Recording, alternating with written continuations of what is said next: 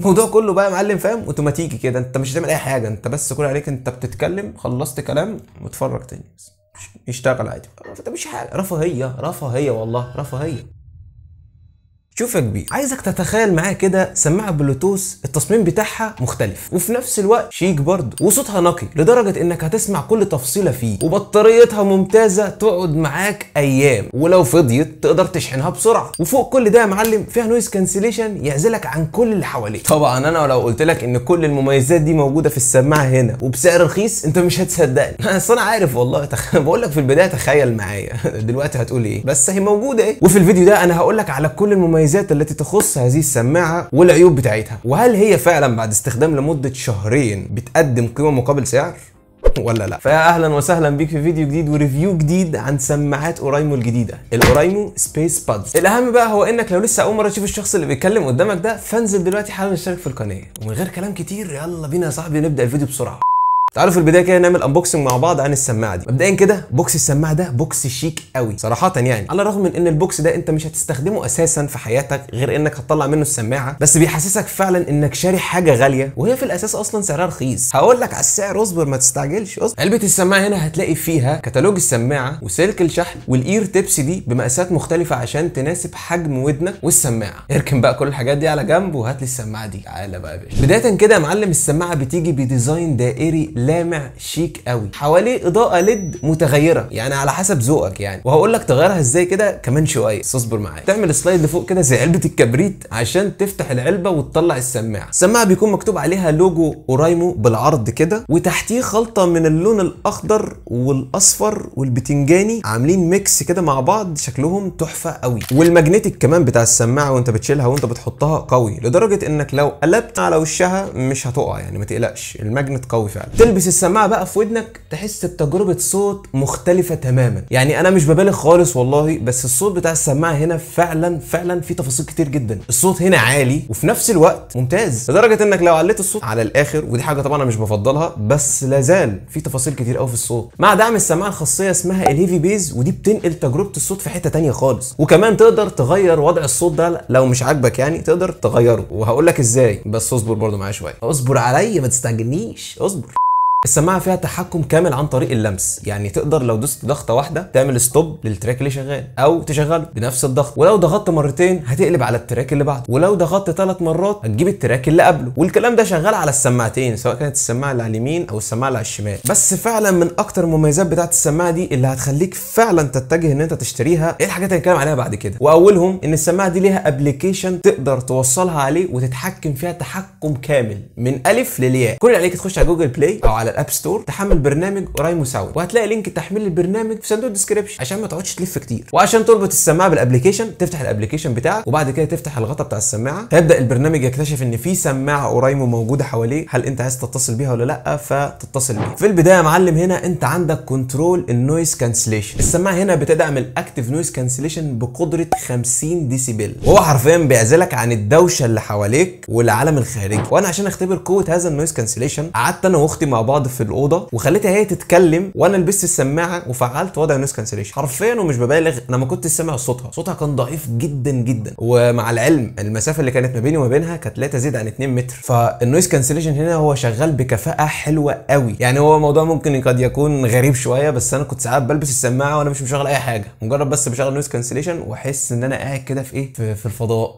قاعد في حته لوحدي، هدوء تام، رغم ان انت ممكن تلاقي اخواتي بره قاعدين بيرغوا وينططوا وبتاع، بس انا مش سامع حاجه، انا قاعد في دنيا لوحدي ماليش دعوه بيكم. زي كمان ان انت عندك 2 اوبشنز. اول حاجه ان انت ممكن تقفل وضع النويز كانسليشن او تشغل وضع اسمه الترانسبيرنسي، وده وضع بيسمح ليك ان انت تسمع الصوت الخارجي مع الصوت اللي انت بتسمعه في السماعه. فاكر من شويه لما جيت قلت لك ان انت تقدر تغير الصوت لو مش عاجبك؟ اهو انت بقى تقدر تعمل حاجه زي كده من خلال الايكولايزر. مجرد ما بتدوس عليها بيكون عندك تقريبا 5 اوضاع متسجله جوه البرنامج: الستاندرد، الهيفي بيز، الروك، الجاز، والفوكال. زي كمان ان انت تقدر تعمل وضع كده مخصص على مزاجك، اللي هو انا مش عاجب اللي انتوا عاملينه ده، مش عاجبني، انا عايز اعمل حاجه لوحدي. معلش برضه انت دافع فلوس وكده فاهم، فندلعك شويه، ما انت دافع بقى.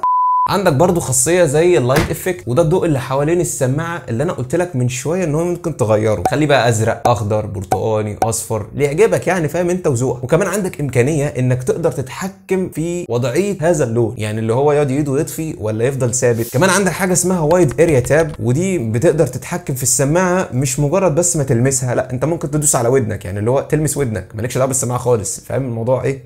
بسيط جدا يعني. بس الفكره ان هي هتبقى ليها كنترول تاني مختلف يعني عن انك ما تلمس السماعه، بقى ظبطها في الابلكيشن واعملها انت بقى، فاهم. بالاضافه لخاصيه الجيم مود بقى، وضع اللعب، وده عشان يقلل الليتنسي ما بين الصوت والصوره اثناء اللعب، عشان بعد كده لما تخسر بقى يا برنس يبقى ايه، ما يبقاش ليك حجه. ما يبقاش ليك حجه يا باشا، انت ما بتعرفش تلعب، ما تقعدش بقى تقول لي الصوت ما سمعتوش والكلام الفاضي ده، عشان مش هينفعنا هنا، مش هياكل معانا اليومين دول، انت مالكش فيها. زائد انك كمان تقدر تربط السماعه دي على جهازين في نفس الوقت، كل اللي عليك ان انت بتفعل خاصيه الدول ديفايس كونكشن وتربطها بالجهازين وتمام، ظبطت كده. انا حاسس ان انت قاعد لغايه دلوقتي فاهم، فيديو عجبك بس انت ما عملتش لايك، ليه بقى؟ ليه؟ انا عايز اعرف ليه. انزل يا باشا اعمل لايك دلوقتي، انزل اعمل لايك، يلا انا قاعد مستنيك اهو. عملته؟ طيب يلا بينا نكمل بقى. بس من اكتر الخصائص فعلا اللي حبيتني في السماعه دي، حسيت انها فعلا حاجه مختلفه، حاجه اسمها سمارت شات مود، النظام التحدث الذكي. ايه بقى النظام التحدث الذكي ده؟ بص باختصار شديد جدا، هو انك لما تكون مثلا بتشغل فيديو بتتفرج عليه او بتسمع صوت وجي حد جنبك بيتكلم معاك، فانت بدات ترد عليه، مايك السماعه يكتشف انك بتتكلم دلوقتي، فكل اللي عليه ان هو بيعمل حاجتين، اولا يقفل وضع النويز كانسليشن لو كان شغال، ويوقف الصوت او الفيديو اللي كان شغال تلقائي من غير ما انت تعمل اي حاجه، وبعد ما بتخلص كلام بحوالي تقريبا 5 ثواني يرجع وضع النويز كانسليشن يتفعل تاني، والفيديو اللي كنت بتتفرج عليه او الصوت اللي كنت بتسمعه يشتغل لوحده. الموضوع كله بقى يا معلم فاهم اوتوماتيكي كده، انت مش هتعمل اي حاجه، انت بس كل عليك انت بتتكلم، خلصت كلام وتفرج تاني بس يشتغل عادي. انت مش حاجه، رفاهيه والله رفاهيه. اما عن البطاريه فهي حجمها كبير فعلا، ومكتوب على العلبه ان هي بتقعد حوالي 29 ساعه استخدام في حاله النويز كانسليشن كان مقفول، او 21 ساعه في حاله تشغيل وضع النويز كانسليشن. بس انا كاستخدامي مع السماعه دي كنت بشحنها تقريبا مره كل 5 ايام، لان انا كنت بستخدمها من 3 ل 4 ساعات في اليوم، يعني اللي هو مش بزود عن كده. وتقدر تشحنها كمان من خلال منفذ يو اس بي، بس يفضل تشحنها على حاجه بتطلع امبير هادي، يعني بلاش الشاحن بتاع التليفون لان ده الامبير بتاعه شديد على السماعه. ممكن مثلا تشحنها من خلال المنفذ اليو اس بي بتاع الكمبيوتر او بتاع اللابتوب بتاعك، وهتتشحن معاك في حوالي تقريبا 2.5 ساعات. بص انا كده كلمتك عن كل المميزات اللي تخص هذه السماعه، بس في شويه عيوب كده لازم تعرفها برضه عشان ما تقولش ان انا غشيتك ولا حاجه. العيوب دي ظهرت من استخدامي انا، يعني انا شفتها بالنسبه لي عيوب، ممكن انت تتقبلها، ماليش دعوه بتاعتك. مبدئيا كده ديزاين السماعه انا كان عندي مشكله فيه، يعني مثلا انا لما كنت اجي استخدمها بالليل ما بقاش عارف افتحها ازاي، يعني اقعد اعمل يمين فوق تحت شمال يمين فوق لحد ما ما تفتح معايا، الدنيا ضلمه ومش شايف العدله بتاعتها، فالموضوع ممكن يكون مبهم حبتين بالنسبه لك. الموضوع ده كان بالنسبه لي رخم، لان انا كان معايا الجوي روم فاهم، اللي هي نفس ديزاين الايربادز، هي لفوق وشكرا خلاص فتحت يا معلم. برضه الشركه بتقول ان العلبه بتاعت السماعه دي عليها طبقه ضد الخرابيش، طبقه الانتي سكراتش، ولكن صراحه يعني الموضوع ده هنا مش شغال، يعني مش فعال بشكل كويس. يعني السماعه مع استخدام اهو 2 شهر وشويه ظهر بعض الخدوش عليها، وكان عليها شويه خدوش كده، وكمان هنا المفروض ان كلمه اورايمو دي كان عليها يعني كانت مكتوبه باللون الفضي، بس هو راح زي ما انت شايف كده، اللون الفضي راح. بس برضه في مشكله غريبه قوي في السماعه دي، هي ان انا لما كنت باجي البسها في ودني، يعني طلعت السماعه اهو ولبستها في ودني كده واجي اضحك ممكن تقع من ودني، والله يعني مش عارف بقى هل مثلا في مشكله في ودني، ولا هي مثلا السماعه دي عدوه الضحك، فانا مش عارف.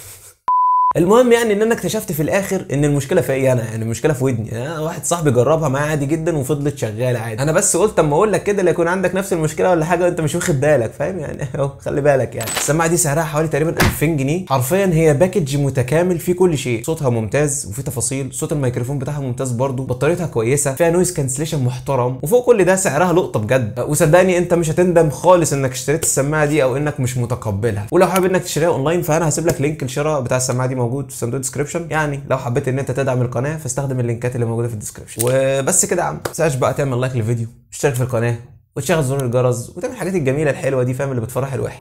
وممكن برضو تكتب لنا كومنت كده جميل شبهك، ايه رايك في الفيديو بتاع، ولو عندك اي سؤال اكتبه في الكومنتات برضو، انا برد على كل الكومنتات حرفيا وبقراهم كلهم فاهم، فعشان تبقى عارف يعني. وممكن برضو تروح تعمل لنا فولو على صفحه الانستجرام فاهم، اللينكات كلها في الديسكربشن يعني، فروح هناك واعمل فولو عشان تتابع الموضوع. اشوفك ان شاء الله الفيديو الجاي، بيس.